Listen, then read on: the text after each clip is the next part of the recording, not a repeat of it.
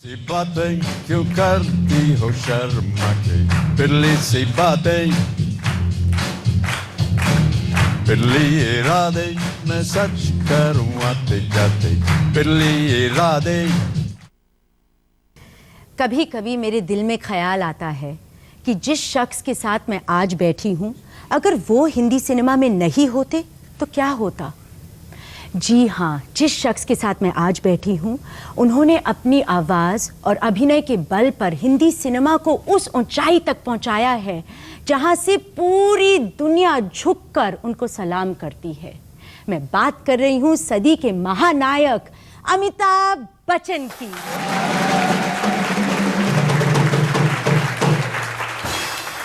और हमारे साथ बैठे हैं बहुत सारे कॉलेज के स्टूडेंट्स जो आपसे बहुत सारी सवालें पूछना चाहते हैं, लेकिन सबसे पहले मैं आपसे एक सवाल पूछूंगी। आपने कहीं ये मैंने अभी आपके आर्टिकल में पढ़ा था कि आप बोल रहे थे कि जब आप यंगस्टर्स के साथ काम करते हैं तो आपको भी तेज रफ्तार से बात करनी पड़ती है, नहीं तो आप पीछे रह जाएंगे। हर पीढ़ी के साथ ये होता है। हर पीढ़ी की आदतें अलग होती हैं, सोच विचार अलग होता है, और जाहिर है कि ये जो आजकल की पीढ़ी है, इनके सामने बहुत ऐसे यंत्र आ गए हैं, बहुत सी ऐसी सुविधाएं आ गई हैं जो कि आपका काम जो है वो बहुत शीघ्रता से बहुत जल्दी ख़त्म कर देती हैं। आपके पास सबके पास कंप्यूटर्स है, और कोई एक विंडो जो है वो बटन दबाने पे ना खुले तो आप सोचते हैं यार ये इसको फेंको बाहर, एक नया कंप्यूटर लो जो कि फट करके खिड़की खुल जाए। इन्फॉर्मेशन तुरंत मिलना चाहिए, आपका वायरलेस इमीडिएटली कलेक्ट ना हो तो आप नाराज़ हो जाते हैं। और शायद यही वजह है, ये मेरी धारणा है, हो सकता है मैं गलत हूँ, और शायद यही वजह है कि जितनी भी आजकल की पीढ़ी है उनके बोलने का ढंग जो है वो बहुत तेज़ हो गया है। कम्युनिकेशन जो है उसकी रफ्तार बढ़ गई है। हमारे ज़माने में 7-8 दिन लगते थे एक न्यूयॉर्क कॉल बुक करने के लिए, और फिर 7-8 दिन बाद वो ऑपरेटर बोलती थी तो बैठिए इंतज़ार कीजिए, इतने बजे आएगा आपका कॉल। आज हम लोग यहाँ बैठे बैठे दुनिया के किसी कोने में भी बात कर सकते हैं। रफ्तार बढ़ गई है, और जैसे जैसे रफ्तार बढ़ी है आप लोगों के विचारधारा, किस तरह से आप एक दूसरे को बोलते हैं, वो भी बढ़ गई है। हमारे ज़माने में 10-12 लाइंस बोलते थे किसी चीज़ को व्यक्त करने के लिए, आजकल इनसे पूछिए कुछ तो कहें या कूल, ये रॉक स्टार। मैं ये नहीं कह रहा हूँ कि ये गलत है, मैं कह रहा हूँ कि बात वही है, लेकिन एक संक्षिप्त शब्द में सब कुछ आ गया है। तो मैं आपसे कहना चाहूँगा कि कोयल, it's so wonderful to see you, in this attire, and just great the way that you conduct this show on this red couch in front of this beautiful audience. I mean, I really don't know how to describe you. उधर से कोई बोलेगा yeah, she's a rock star, yeah, that's it. But you said the same thing, वही चीज़ कही है, एक शब्द में बोल दी। आजकल की पीढ़ी, और हमारे साथ तो ऐसा है कि मैं जब फिल्म सेट पे होता हूँ तो वहाँ की जो आम उम्र है वो 25-30 साल की है, और मैं 73 का हो गया हूँ। बड़ा अजीब सा लगता है, लेकिन कोशिश करता हूँ कि मैं उनकी सोच विचार के साथ चल सकूँ। जो लोग आप गाते हैं, करते हैं, खाते हैं, वो भी मैं कर सकूँ। होता नहीं है, लेकिन कोशिश करता हूँ। आप होता नहीं है, आप खुद बताएं आपकी स्टैटिस्टिक्स ट्विटर, ब्लॉग और फेसबुक पे। और वो दूसरी बात है। दूसरी बात कहाँ है? वही तो चीज़ है, वही तो रफ्तार अच्छा, आप ये है। मानती हैं कि वो मेरी उम्र को कम करती है? बिल्कुल। आज ही जा करके उसको बढ़ाने वाला हूँ। अच्छा, और कितना बढ़ाएंगे? आप बताएं कितना हो गया है अब? ये आज कौन सा दिन है? ब्लॉग में हो गया है 2470 72 70 इतने दिन हो गए एवरी डे। हाँ, बजा सकते हैं आप। बजा दो यार। तैयार है ना? हाँ। उसके बाद मैडम फेसबुक है 1745। Get ready. और फेसबुक, सॉरी ये ट्विटर था, ट्विटर पे इतना है, और फेसबुक पे 835, क्योंकि वो बाद में मैंने शुरुआत की थी। एंड ट्विटर पे ऑफ कोर्स आप तो रिकॉर्ड होल्डर हैं इंडिया में, आपके सबसे ज्यादा फॉलोअर्स हैं। हाँ, कुछ ऐसा ही है। कुछ ऐसा ही नहीं है, ऐसा ही है। अब मैं तो आप ये नहीं बताएंगे ये वाला नहीं, मैं ये बाबूजी की कविता है, एक बहुत पहले लिखी थी उन्होंने। हमारी जो रफ्तार है उसके ऊपर, जीवन में जो जिस गति से हम लोग का जीवन चलता है उसके ऊपर उन्होंने लिखी थी, रश ऑफ लाइफ के ऊपर। कि जीवन की आपाधापी में कब वक्त मिला कुछ देर कहीं पर बैठ कभी ये सोच सकूं कि जो किया कहा माना उसमें क्या बुरा भला। जिस दिन मेरी चेतना जगी मैंने देखा मैं खड़ा हुआ हूं इस दुनिया के मेले में, हर एक यहां पर एक भुलावे में भूला, हर एक लगा है अपनी अपनी देले में। कुछ देर रहा हक्का बक्का भौचक्का सा, आ गया कहां क्या करूं यहां जाऊं किस जाऊं, फिर एक तरफ से आया ही तो धक्का सा, मैंने भी बहना शुरू किया इस रेले में। कविता और लंबी है but it just depicts shocking how relevant अभी तक ये कितनी और रेलेवेंट। बहुत से कवि और लेखक जो होते हैं वो अपने शब्दों में मूवमेंट या मोशन भी दे देते हैं। कई ऐसे शब्द होते हैं जिसमें कि आप शब्द का अगर उच्चारण करेंगे तो उसमें आपको एक ध्वनि भी सुनाई देती है। तो बाबूजी अगर ये कविता पढ़ते और जो पहली लाइन है वो बताने के लिए कि रफ्तार क्या है तो वो इस तरह होती कि जीवन की आपाधापी में कब वक्त मिला कुछ देर कहीं पर बैठ कभी ये सोच सकूं जो किया कहा माना उसमें क्या बुरा भला। यू कैन एक्चुअली फील कि ये जो है रफ्तार के लिए। फर्स्ट क्वेश्चन कि मन का हुए तो अच्छा और ना हुए तो और भी अच्छा। जी बट ये अपने जिंदगी में इम्प्लीमेंट करना बहुत मुश्किल लगता है। जी तो हाँ। आपका कुछ एडवाइस होगा इसके लिए? मैं शेरवुड में जब था तो स्कूल में जो एनुअल ड्रामा होता है उसमें भाग लेता था और जिस साल मैंने भाग लिया उसमें बेस्ट एक्टर का मुझे एक पुरस्कार जिसका नाम था कैंडल कप। कैंडल उसके नाम पे है शशि जी के father in law, Shashi Kapoor ji के और फादर। उन्होंने आपको दिया था राइट? उन्होंने नहीं, वो कप उनके नाम से अच्छा। था। तो वो मैं जीत गया था। अगले साल फिर जब एनुअल ड्रामा हुआ तो जिस तरह से भूमिका चल रही थी मेरे लोगों ने कहा कि इस साल भी आप जीतेंगे।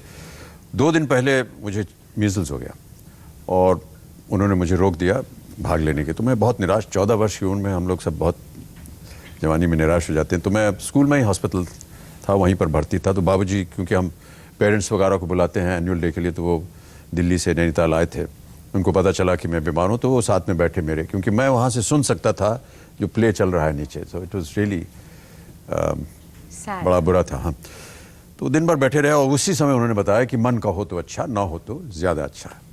मुझे भी समझ में नहीं आया कि ना हो तो ज़्यादा अच्छा कैसे हो सकता है। तो फिर उन्होंने कहा कि ये ईश्वर के मन का हो रहा है और ईश्वर जो है वो हमेशा आपके लिए भला चाहेगी, इसलिए वो ज़्यादा अच्छा होगा। अभी जो आप पिक्चर कर रहे हैं शमिता, इसमें ईगो क्लैश का एक थीम है। और जब हम यंग होते हैं ईगो तो बहुत बड़ा भी होता है, लेकिन आपकी ज़िंदगी देखी जाए तो ऐसा लगता है कि आपने ईगो को कभी डीमन नहीं बनने दिया, क्योंकि जब आप आउट ऑफ वर्क थे आपको कभी ऐसा नहीं लगा कि आप अपने दोस्त से जाके बोलो कि मेरे लिए कोई पिक्चर बनाएं। ऐसा कभी हुआ आपके लिए असफलता के मौके में कि ईगो के साथ आपको हर एक स्ट्रगल की करना अपनी पड़ा? धारणा होती है वो कैसे सोचें। मुझे तो कभी इस तरह से नहीं लगा और ये बात तो गलत है। मेरे जीवन में एक ऐसा स्तर आया जब मैं बैंकरप्ट हो गया था। पैसे बिल्कुल नहीं थे, घर वगैरह हमारा गिरवी रखा दिया गया था और तकरीबन 90 से लेकर के 100 ऐसे लोग थे जिनको पैसे देने थे और तो वो बड़ी गंभीर घड़ियां थी। उस समय मैं सोचता था क्या किया जाए, कैसे निकले यहाँ से। और जब कोई उपाय नहीं आया तो मैंने सोचा कि मैं क्या हूँ।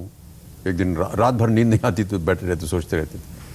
मैंने सोचा कि मैं एक कलाकार हूँ, मुझे अपनी कला करनी चाहिए। तो फिर अपने घर से मैं यश चोपड़ा जी के यहाँ गया, हमारे पीछे ही रहते हैं यहाँ पर, और मैंने उनसे कहा कि मेरे पास नौकरी नहीं है और ना पैसा है मेरे पास, मुझे काम दीजिए।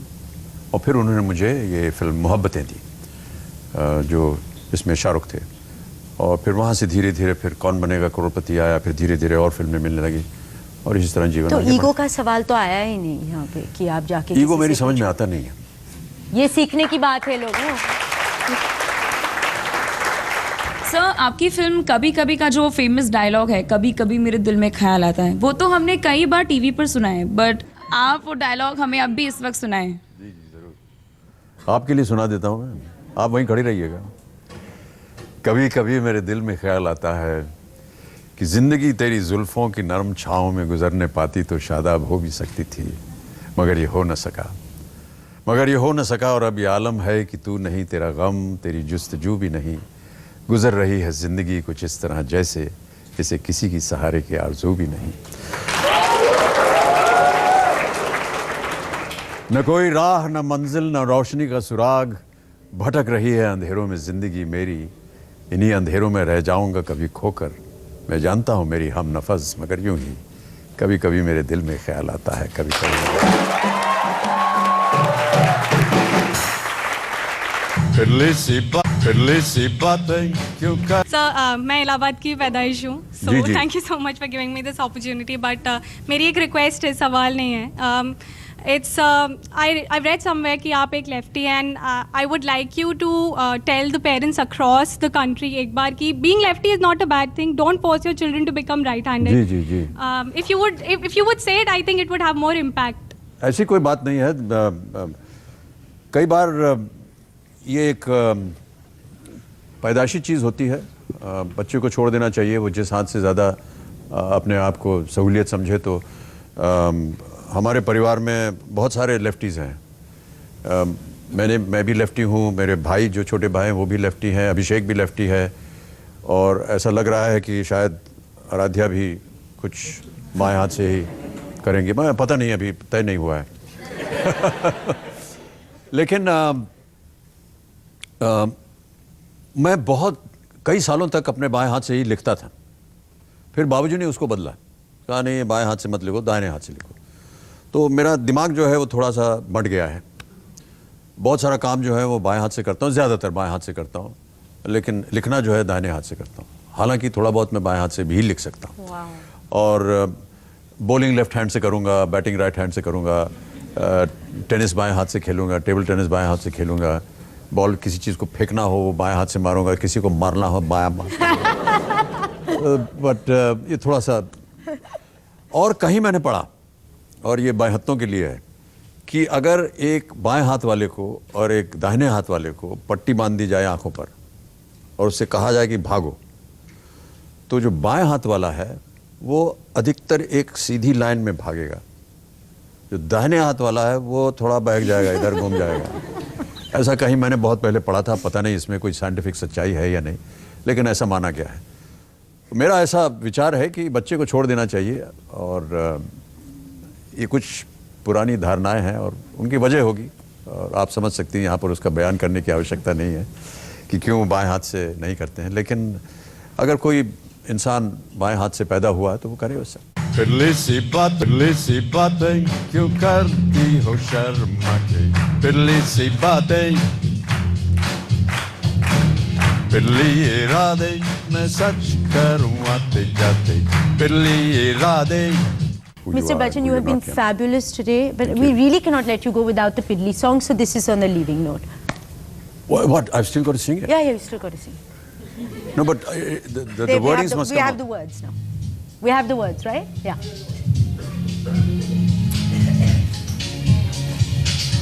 I don't know the words. Do you have the words with you? No, I don't. I'm sorry. It's the one thing that we do. Do we have the Okay, words? just two words. Yeah. I'll sing just two lines. Hey, put up the volume. This guy kanpati लगाया, सुनाई नहीं दे रहा।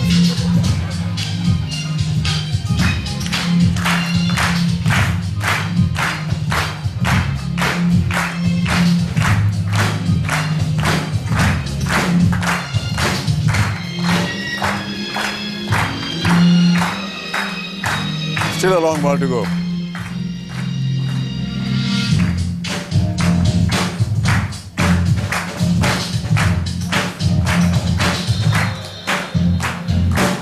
फिरली सी बातें क्यों करती हो शर्मा के। फिरली सी बातें, फिरली इरादे, मैं सच करूं आते जाते। फिरली इरादे, पगला हूँ यार, पगला है प्यार, ऐसे नहीं चलता है ये कारोबार। प्यार के साए में सब पिघली है यार। पिघली सी बातें क्यों करती हो शर्मा के। पिघली सी बातें। Thank you.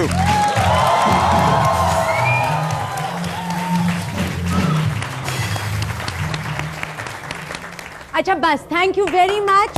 A big round of applause.